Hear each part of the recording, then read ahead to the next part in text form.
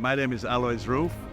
I'm one of those people who has lots of gasoline or petrol in the head and in the veins. When I was 13 years old, I was introduced to the world of Porsche, and ever since I cannot do anything different. Even making our own cars now that are very similar to the Porsche DNA. We are looking here at the 1959 car. It's a Porsche 356A Convertible D. Convertible D was the last of the generation of the speedster cars.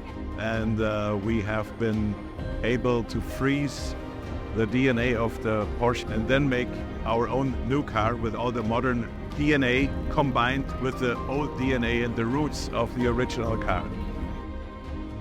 And you know, these are all people that want to understand engines, want to understand the mechanicals, and part of it is certainly the lubrication of the engine, and that has to be done in a way that it works with the older engines.